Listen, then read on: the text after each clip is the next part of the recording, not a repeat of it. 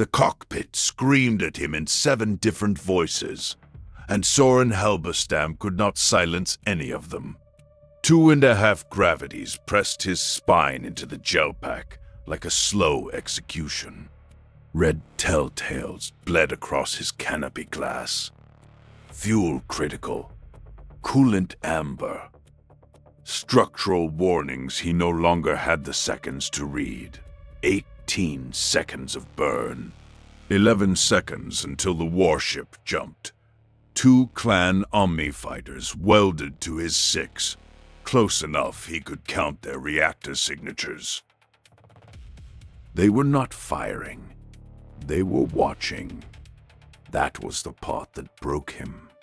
He had flown out of Edo 72 minutes earlier in a wing of 18 Stukas, 100 tons of Draconis combined aerospace, iron strapped to a man's spine.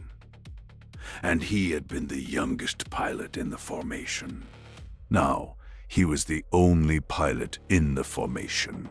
The other 17 Stukas were expanding clouds of debris, stretching from the jump point all the way back to the inner moons of Turtle Bay. Each one a man or woman he had eaten breakfast with that morning. Shu Ai-Veth, Shu-Sa Ishida, who had taught him orbital mechanics by drawing on a napkin.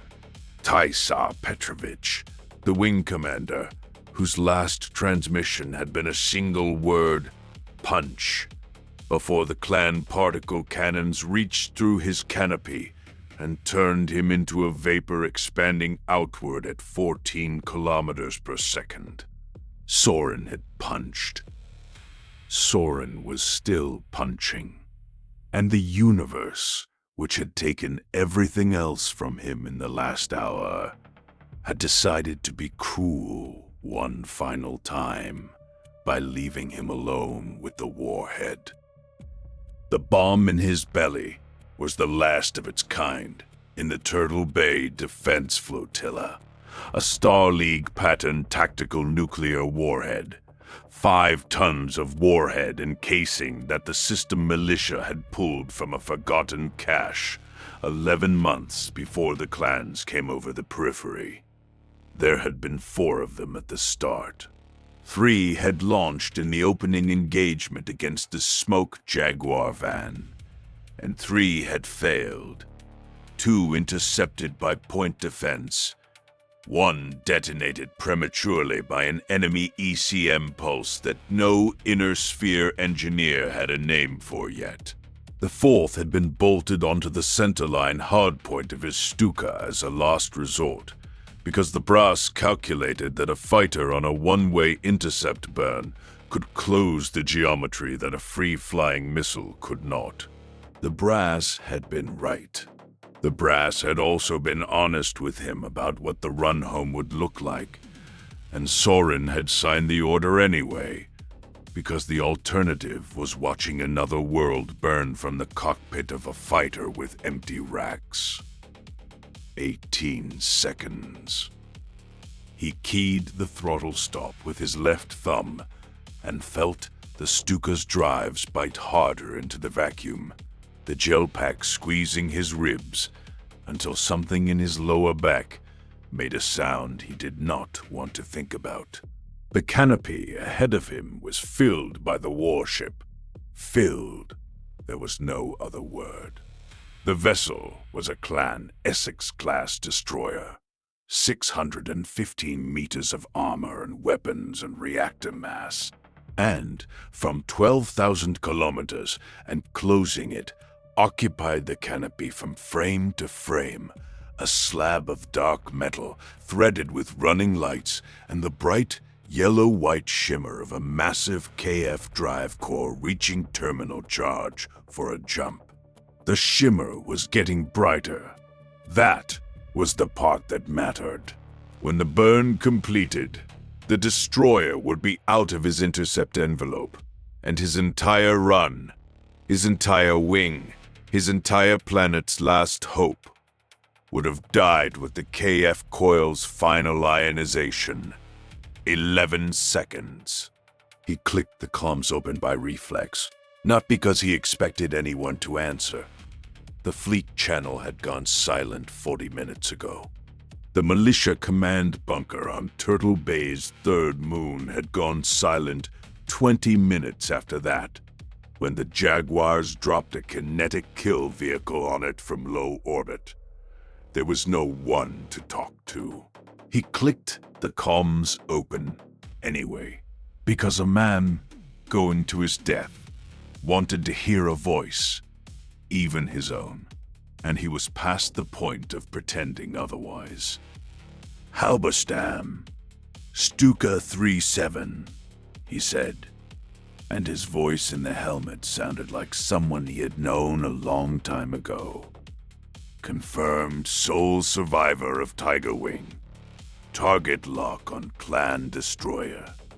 Designation Sabercat. Per intel. Warhead armed. Closing for terminal launch," Static answered. Then, faintly, something he did not expect. A carrier wave, weak but present, on a low Combine Guard frequency. Not a voice, just a tone. Someone was alive somewhere, listening. Maybe a survival capsule. Maybe a tech in a hardened bunker. Maybe nothing more than an automated relay still pretending its operators were alive.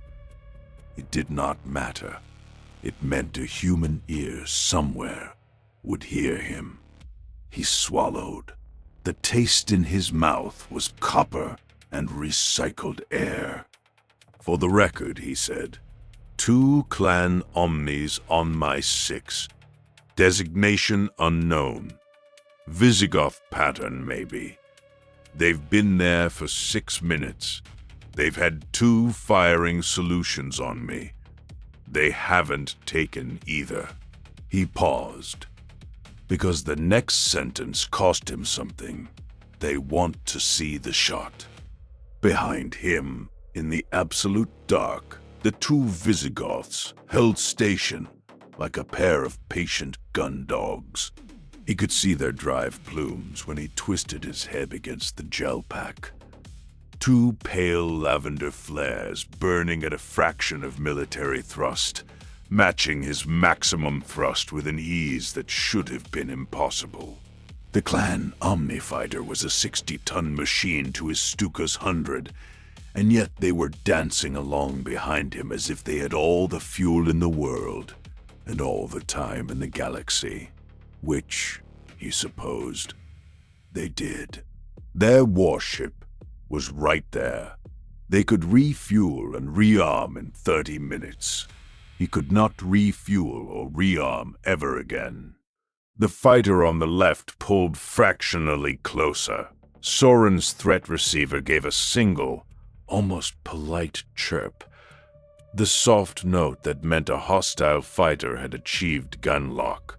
He waited for the bolt of Clan extended-range PPC fire that would end the run. It did not come. The threat receiver went silent again. The Visigoth fell back a half-kilometer, settling once more into its lazy escort position.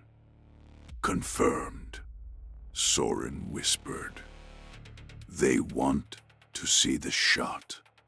His instructors at Wisdom of the Dragon Academy had taught him about the clans the way one taught a child about an animal in a fable. Distant, cruel, governed by laws that were not human laws. Honor duels, they had said. Bidding. Trials. The instructors had spoken in the careful tone of men who had read intelligence reports, but never seen a clanner in the flesh. Soren had read the reports too. He had not believed half of them. No warrior culture survived first contact with real war, he had thought. No society that prized single combat could hold ground against modern combined arms. He had been a child when he believed that. He had stopped being a child 72 minutes ago. Now he understood. The Visigoths behind him were not malfunctioning. They were not low on ammunition. They were not waiting for orders. They had decided, in the unwritten language of their kind, that the inner sphere pilot who had bored through their picket line at full burn, who had held his line through the death of his wing, who carried what their sensors must have identified as the largest single warhead threat on the field, that pilot deserved to take his shot. They would not deny him the attempt.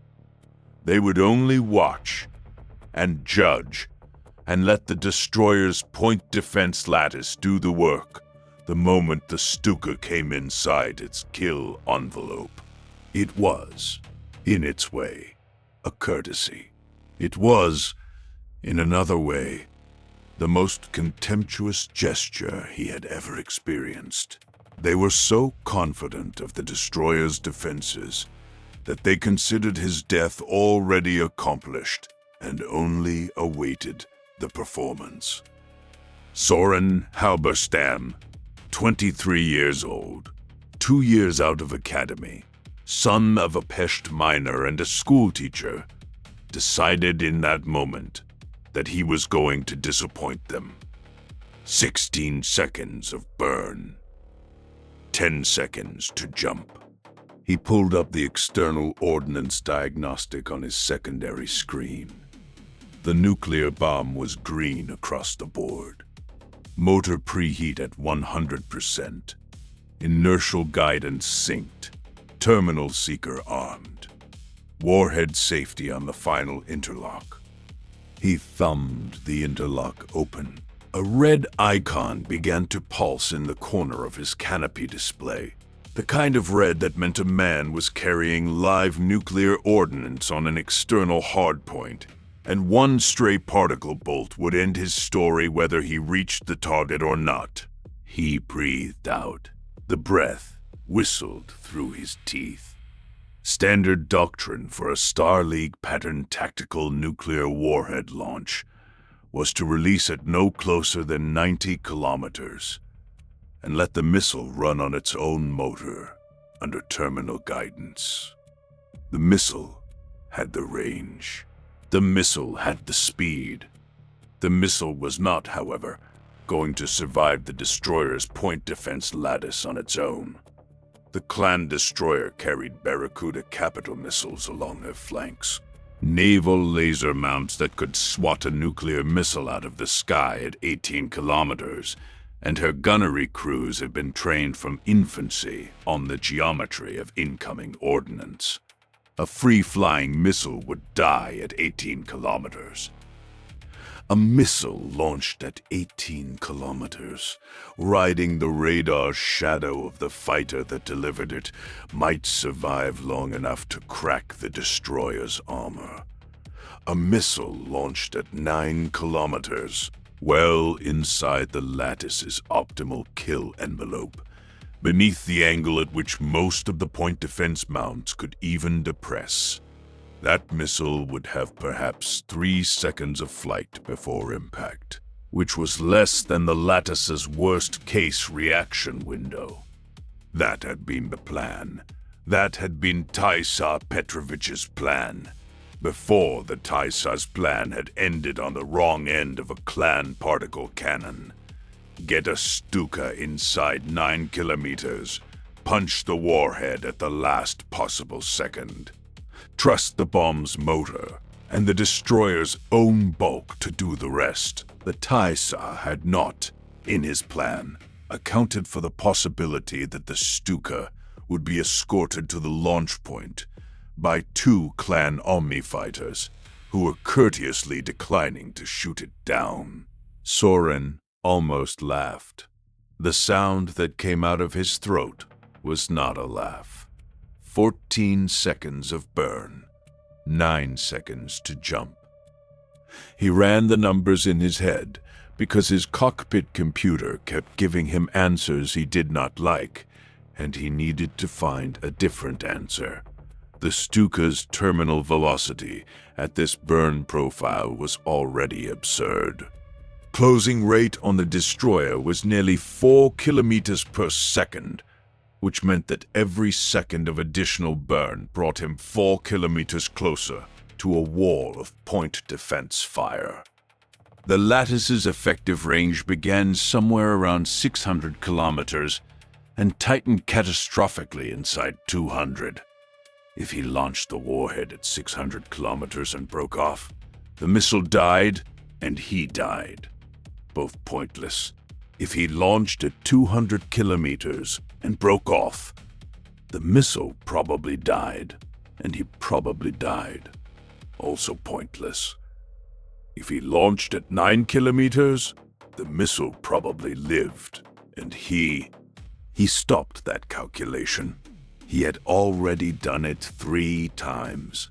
The answer did not change. The lattice's optimal kill range against a target his size at his closure rate began at approximately 1,500 kilometers and peaked at 400.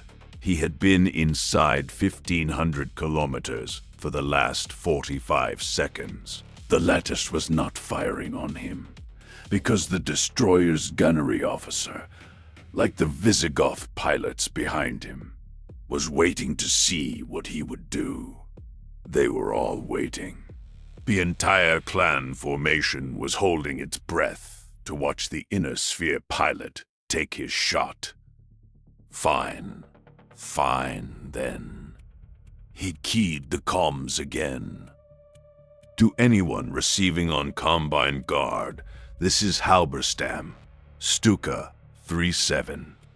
I am committing the warhead at 9 kilometers. Repeat, 9 kilometers. The missile will have approximately 2.5 seconds of terminal flight. The point defense window will not be sufficient. Trust the bomb. He paused. Tell my mother, he said, and then could not think of what to tell her, because everything he could think of was either too small or too large, and the Stuka's chronometer was ticking, and the destroyer's KF shimmer was brightening. And there was no time. There had never been time.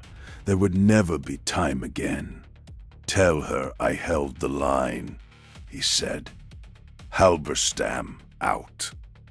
He closed the channel. The Visigoths were still there. The lavender plumes flickered in his peripheral vision. He thought, briefly, about the pilots inside them. They would be young, probably. Clan warriors blooded early. They might be the same age as the lieutenants he had eaten breakfast with that morning. They might be people he would have liked in a different universe, in a bar somewhere, swapping flight stories. In this universe, they were going to watch him die, and then they would refuel and go kill someone else. And the part of him that wanted to be angry about that could not find the energy. He was too tired to hate them. He had not known a man could be too tired to hate. 12 seconds of burn, 8 seconds to jump. The destroyer filled the canopy now in a way that was no longer geometric but emotional. The way a mountain filled the horizon when you stood at its foot. The way a thunderstorm filled the sky. He could see the running lights along the dorsal spine. He could see the gun turrets along the flank, dark snouts of naval autocannons, and capital lasers tracking nothing in particular, because nothing in particular was worth their attention. He could see the transit drive integrator glowing white-hot at the stern, the impossible engine that turned weeks of travel into a single instant of physics. The device that was about to take this destroyer and its crew, and its commanding officer, and its bondsmen out of this system, and to safety, leaving Turtle Bay defenseless behind it. He understood, suddenly, and with great clarity, what the destroyer was doing. It was not running. The clans did not run. It was repositioning.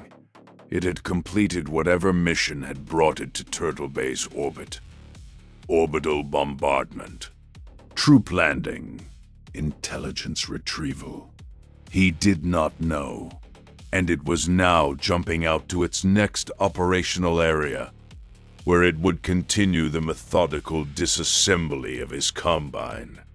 If he failed to hit it, Turtle Bay would be one of dozens of worlds it would brutalize before the war ended. If he succeeded, he would have taken one of perhaps 100 clan capital ships off the board. 1 of 100. It was not a war-winning blow. It was not even a war-changing blow. It was a single act of resistance in a war that, from the look of the last 72 minutes, the inner sphere was losing badly. It would have to be enough. He thought of his mother again. He thought of the small house on Pesht with the blue shutters and the kitchen that smelled of barley tea. He thought of his father, who had died in a mining accident when Soren was 9, and whose photograph still hung above the door. A man in a hard hat with coal dust on his cheekbones. His mother had told him, the day he left for the academy, that the Halberstams had always known how to dig in and hold. The phrase had embarrassed him at the time. It did not embarrass him now. He set his hand on the launch commit toggle and waited. 10 seconds of burn. 6 seconds to jump. The destroyer's KF field emitters flared. The drive cores were reaching terminal charge at the pirate point. Soren had seen jump ships initiate transit before. Every traveler in the inner sphere had. But he had never seen a Clan WarShip do it from the inside of an aerospace fighter at 4 kilometers per second of closing velocity. The shimmer was beautiful. It was, he realized, the last beautiful thing he was ever going to see. The threat receiver chirped again. He twisted against the gelback. The Visigoth on his right had drifted closer. The pilot was not preparing a firing solution. The pilot was. He understood the gesture only because he had seen it once in a training holovid taken from a captured clan helmet camera. The pilot was saluting him. A short waggle of wings. A pilot's gesture as old as atmospheric flight. The acknowledgement between enemies of a man riding his own death in. "You arrogant," Soren said, and could not finish the sentence because his voice had gone somewhere he could not follow. The Visigoth fell back into formation. 9 seconds of burn. 5 seconds to jump. Range to target. 204 kilometers. He thumbed the launch commit toggle off at safety. The red icon stopped pulsing and went solid. The Alamo's motor preheat surged to ignition standby. The Alamo was fully exposed on its centerline hardpoint. It had been vulnerable since the start of the run. Drag be damned, because every layer of fairing ejected was a second the missile lived. He could feel the asymmetric airflow through his cockpit, the way the heavy external load made the Stuka shudder at high burn.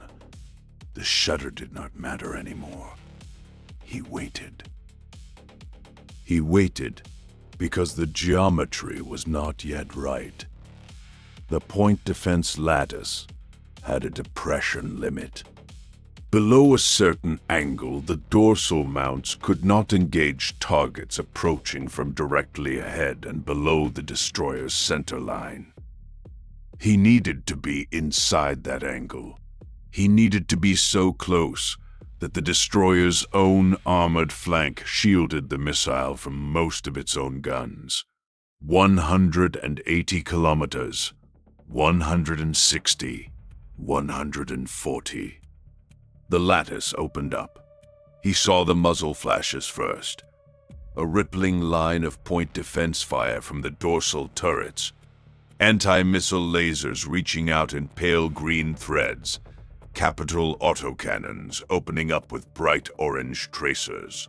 The threads converged on his Stuka. The Stuka shook. Something in the port wing root let go with a sound like a cathedral bell, and the cockpit lights flickered red. A secondary explosion ripped through his rear fuselage. Armor plates sublimating into vapor, structural members shearing under the kinetic load. He kept his hand on the launch commit. He did not flinch. The Visigoths broke off. He saw them peel away in opposite directions. Two lavender plumes diverging into the dark, getting clear of the lattice's lane of fire and the bomb's blast radius. They had done their part. The audience was leaving the arena. 120 kilometers, 110. The Stuka was dying around him. Damaged telltales bloomed across the canopy faster than he could read them. The starboard drive had taken a hit and was running rough. His port side cooling loop was bleeding plasma. The armor over his cockpit had been peeled back by something. He did not know what. And he could feel the cold of vacuum biting through the gel pack against his back where his flight suit had ruptured. His left hand was going numb. His right hand stayed on the launch commit. 100 kilometers, he squeezed. The warhead dropped clear of the hard point. For 1/4 of a second, the missile and the Stuka traveled together. Same velocity, same heading. The bomb sliding clear into open space, and then its motor lit. And it was gone. A brilliant white flare leaping ahead of him toward the destroyer's flank at acceleration that no human pilot could have survived. The lattice tried. He saw the point defense mount swivel down, saw the green threads chase the new target, saw 2 of the threads connect. The missile's outer skin flared, ablative armor doing its job, the warhead's smart sequencing, kicking flares and decoys, in a pattern someone in a Star League ordnance lab had designed 800 years ago and never lived to see used. 2.3 seconds. The missile crossed the lattice's optimum range and entered the dead zone beneath the dorsal mounts. 2.0 seconds. A capital autocannon on the destroyer's flank fired desperately at point-blank range and missed by less than 100 meters. 1.5 seconds. The KF shimmer was almost a flash now, the blue going white.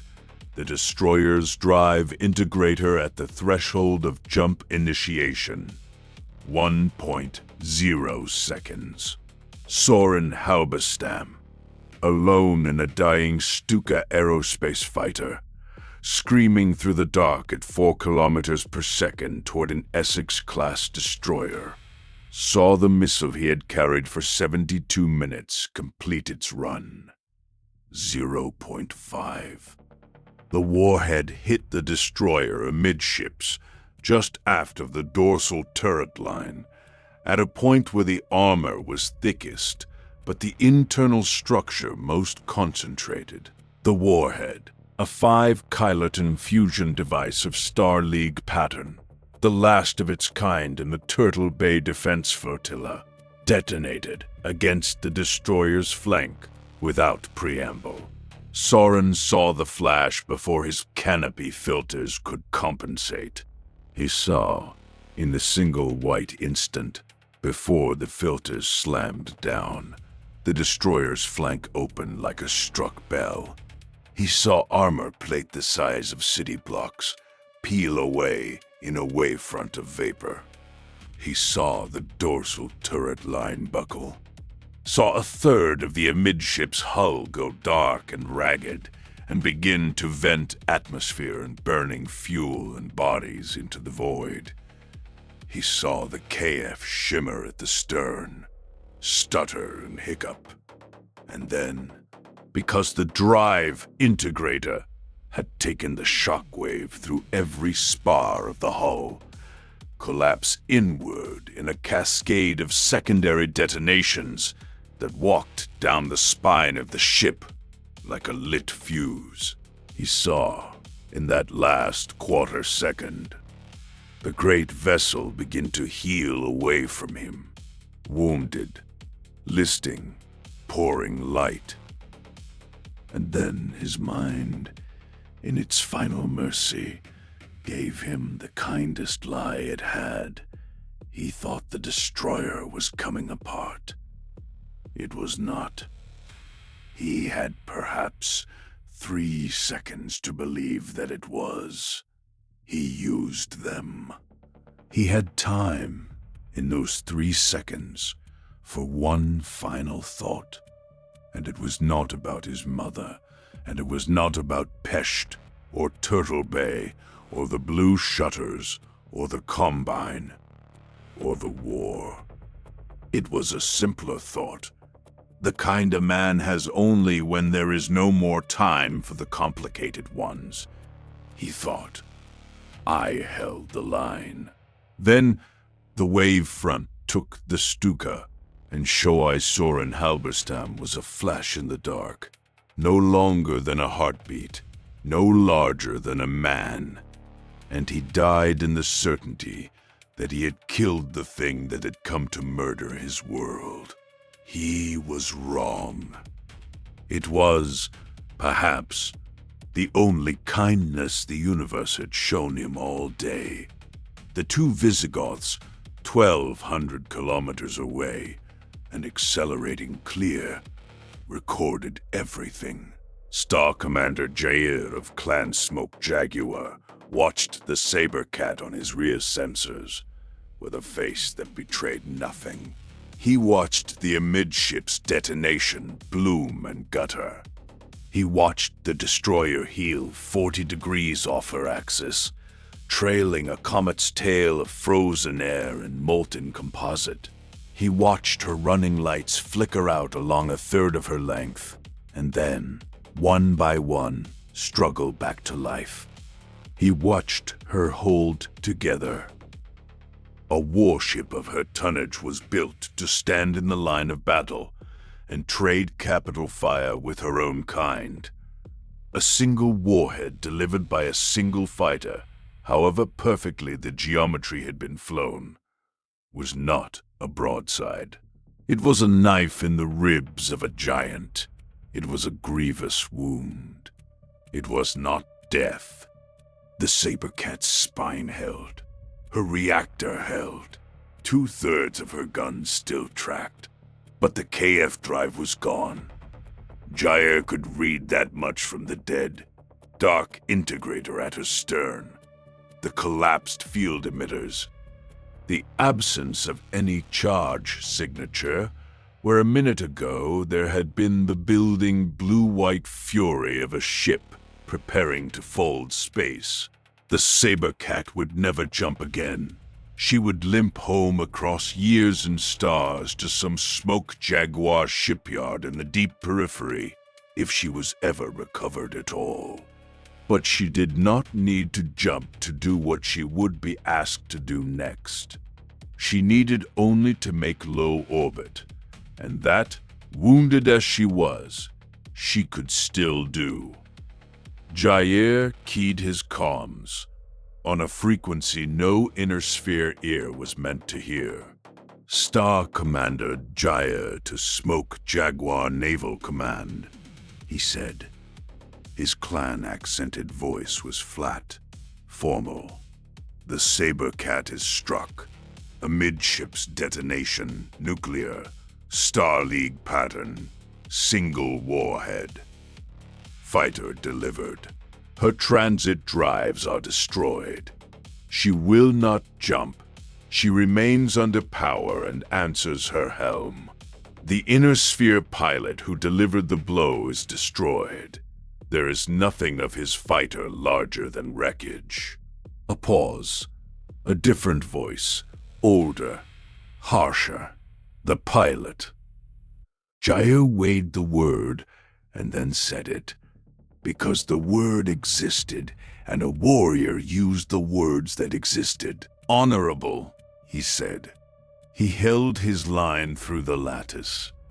He launched at 9 kilometers, beneath the depression of the dorsal mounts. Exactly as the geometry required, he did not flinch. Designate the action. A warrior's blow. Acknowledged. Hold station. Await orders from Galaxy Commander Perez. The channel closed. Jair flew on in silence for a long while. His wingman, Pilot Civet, finally broke it on their private channel. Star Commander. We had 2 firing solutions. Af. We did. We did not take them. Nay. A long pause. The Galaxy Commander will ask why.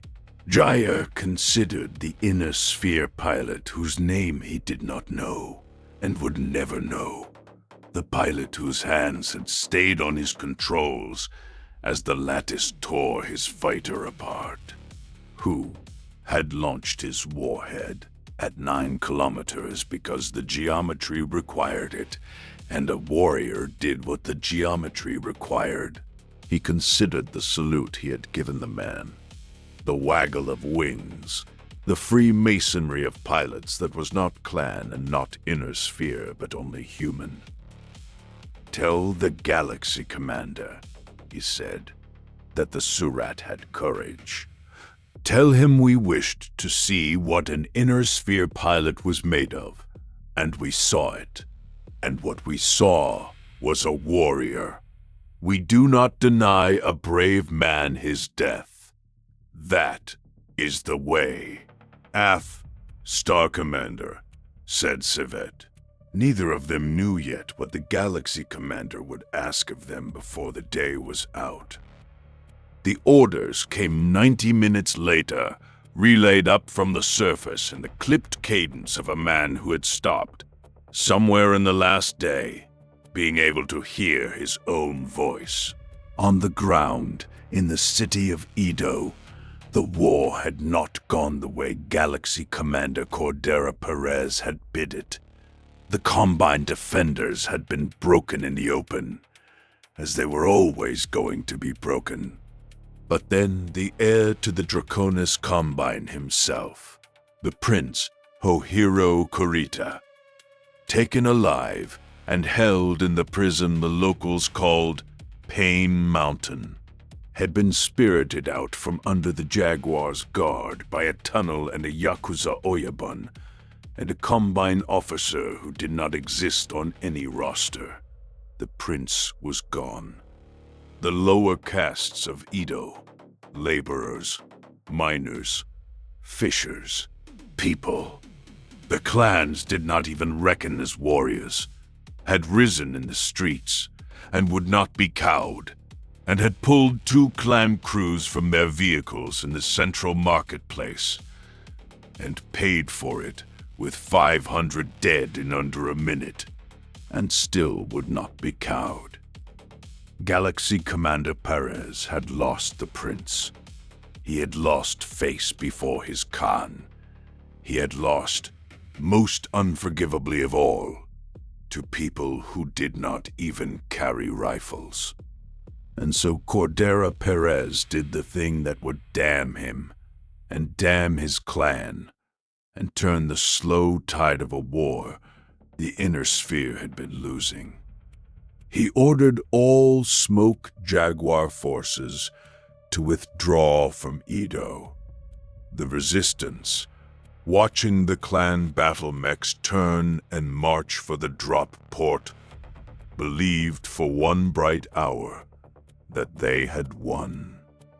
Then he ordered the Sabercat into low orbit above the city and commanded her to open fire.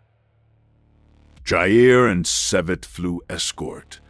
They watched the wounded destroyer, the ship a dead inner sphere pilot had tried to kill, the ship that should by every law of mercy have been a tomb drifting in the dark, descend instead toward the world she had come to conquer, listing, trailing smoke from her amidships wound. 2/3 of her guns still live. They watched her find the civilian transports first.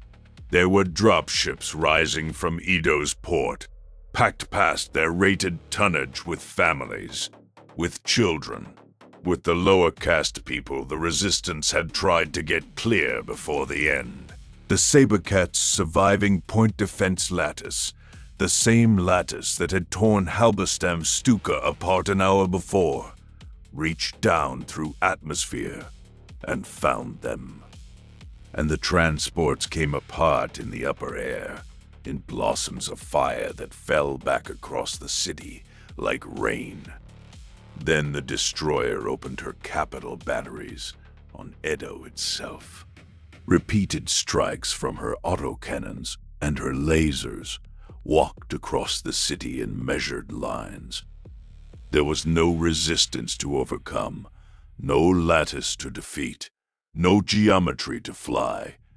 There was only a wounded warship in low orbit and a city beneath it, and the patient, methodical work of leveling one with the other, until there was nothing left of Edo but smoking debris and the bodies of people who had believed, an hour before, that they had won.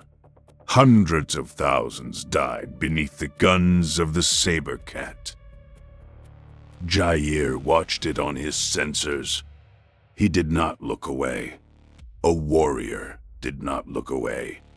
But somewhere, in the long minutes of it, his face, which had betrayed nothing at the death of the brave inner sphere pilot, began at last to betray something. He had honored a man for dying well an hour before. He had refused 2 firing solutions because a warrior had earned his shot. He had spoken the word honorable into the record of his clan. And now he watched that same clan, that same ship, lace a city of unarmed people into ash, and he understood. Slowly, the way a man understands a wound he cannot feel yet, that the courtesy he had shown the dead pilot and the slaughter he was watching below could not both be the way. One of them was a lie. He did not yet know which. He keyed his codex that night aboard the troop carrier Cordoba in the precise upright script of a warrior raised in the Sibco system. He wrote, and then he stopped, and then he struck the line out, and then he wrote again. What he left on the page was this: "Today, I saw a warrior of the inner sphere die well, and I honored him, and I did not fire on him because he had earned the shot. Today, I also saw Edo. I do not understand how both of these things can have happened on the same day, beneath the same flag, ordered by the same hand. I will remember the pilot. I am afraid I will also remember Edo. I am afraid the inner sphere will remember it longer than we will." He closed the codex. He set it on the shelf above his bunk, beside the photograph of his Sibkin and the trophy from his blood-name trial. He lay down. He stared at the ceiling for a long while. He did not sleep. On the 3rd moon of Turtle Bay, in the hardened communications bunker beneath the mining colony, a combine technician named Aiko Watanabe sat at her console with one hand pressed to her headset and the other against her mouth. She had been the only operator alive when Soren Halberstam's final transmission came through. She had recorded all of it. The report, the request to his mother, the silence after he closed the channel, the white blast on the deep space array that meant something very large had detonated in orbit. She had recorded. 12 minutes later, the long-range scan that told her the truth she did not want, that the clan destroyer had been struck, and grievously, and had not died. She had recorded 90 minutes after that, the thing she would never tell anyone about in full, not her superiors, not her own children years later. The bombardment of Edo, the capital batteries opening up, the transports falling out of the sky, the slow, methodical death of a city of 500,000 people, picked up by every sensor the bunker had, impossible to look away from, impossible to stop. She had Halberstam's voice on one recording. She had the death of Edo on another.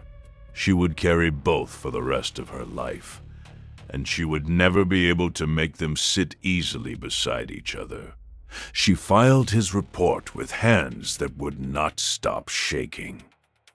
Halberstam, Soren, Shuai, Tiger Wing, Turtle Bay Defense Flotilla, date of birth, 28th of September, 3026, place of birth, Pest, mother, Halberstam, Hannah, surviving, father, Halberstam, Klaus, deceased. She paused over the next field, disposition. She typed, killed in action, sole survivor terminal intercept. Confirmed crippling strike on Smoke Jaguar flagship. Sabercat. Capital transit drives destroyed. Vessel rendered incapable of jump. Recommended posthumous award. The Bushido blade. She did not type the rest. She did not type that the ship he had crippled had gone on to burn Edo.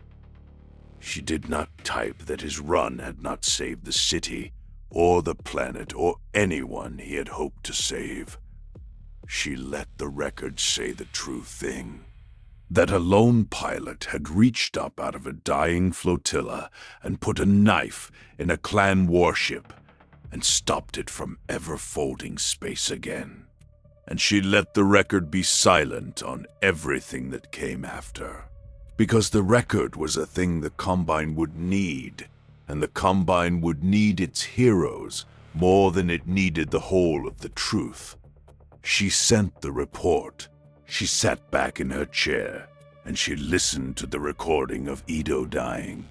Once, all the way through, because someone had to, because a human ear should hear it. Then she turned it off. Then she cried. In the months that followed, the Combine seized on Soren Halberstam's last run, with the desperate hunger of a people losing a war. His name was carved on monuments. His final transmission, "Tell her I held the line," was played on every news service from Luthien to Junction. The phrase became a slogan, then a song, then a tattoo on the forearms of young pilots heading into the meat grinder. Hannah Halberstam, in her small house on Pest with the blue shutters, received a visit from a Combine officer in dress whites, carrying a folded battle flag and a posthumous Bushido blade in a lacquered box. And she accepted these things with the same quiet dignity she had brought to her husband's mining accident 14 years earlier, and she put the flag and the box on the shelf above the door.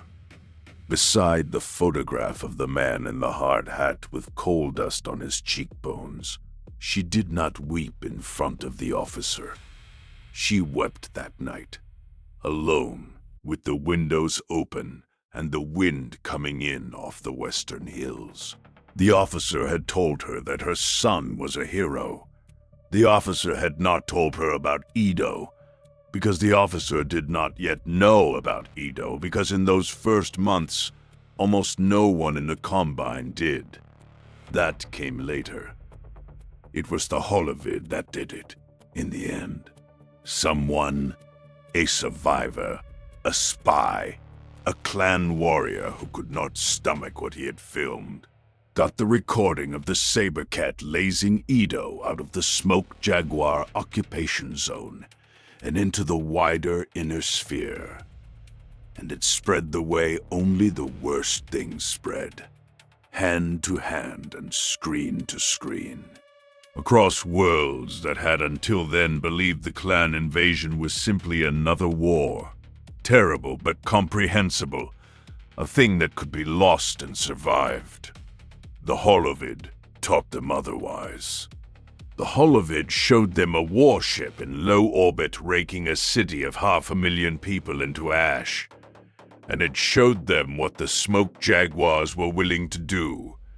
And it taught the great houses of the inner sphere, Davion and Steiner and Liao and Marek and Kurita, who agreed on nothing, who had spent 3 centuries killing one another, that if they did not finally stand together, they would each in their turn be Edo. Galaxy Commander Cordera Perez had won the city. He had lost the planet. Every soul on Turtle Bay who had seen what the clans would do became, that day, an enemy who could not be made to submit. And in time, the Jaguars simply left rather than hold a world that hated them. And in the longer reckoning, Perez had lost far more than a planet. He had handed the inner sphere the one thing it had lacked since the clans came over the periphery: a reason and a rage and a name to put to the thing they were fighting. The road from Edo ran, by ways no one walking it could have seen, toward Tokayid, and toward the Second Star League, and toward the slow downturn of the clan's fortunes that would take centuries to complete. But that began, historians would later argue, in the smoking ruin of one Combine city, beneath the guns of one wounded warship, on one terrible day. Soren Halberstam did not save Turtle Bay. He did not save Edo. He did not, in any way the histories would record, change the course of the battle he died in. But he had reached up, alone, out of a dying flotilla. And he had wounded the unwoundable, and he had proven to 2 clan pilots, to a technician in a bunker, to a mother on Pesht, and in the end, to a whole inner sphere that needed badly to be reminded of it, that the clans could bleed, that a single human being who would not flinch could put a knife in the side of a god and make it scream. On Turtle Bay, in the years of occupation that followed, in the camps and the ruined districts and the long resistance that would eventually cost the Smoke Jaguars the world, the people passed 2 names between them in the dark. One was Edo. They said it to remember what had been done to them, and what would be done again if they ever submitted. The other was Halberstam. They said it to remember that it could be done, that the ships in the sky were not gods, that the men inside them were only men, that a single pilot from Pesht had flown into their lattice and put a warhead in their flagship and made it limp home crippled across the stars. They did not always have the story right. Some of them believed he had destroyed the ship outright. Some believed he had survived, had been seen, would come back. It did not matter. What mattered was the shape of the thing, that one of theirs had stood and had not flinched and had made the enemy bleed. He held the line. The line, in the end, was not Edo, and Edo fell. The line was not Turtle Bay, and Turtle Bay was lost and occupied and only freed long after Soren Halberstam was dust. The line he held was something smaller and harder and more enduring than any city or any world. The line a human being holds inside himself when everything is lost and the geometry still requires the shot. The refusal to flinch when flinching would cost nothing and change nothing, and no one would ever know he had held that line. And other pilots, hearing his name, held it after him, and the war ground on, and Edo's ashes cooled, and the inner sphere slowly, painfully found its feet, and somewhere in that long turning, in a way too diffuse for any history to trace, the courage of a 23-year-old from Pest who had launched at 9 kilometers because the geometry required it, became one small thread in the rope that finally, after so many years and so many worlds, began to pull the clans down. It was not enough to save him. It was not enough to save Edo. It was, in the end, enough.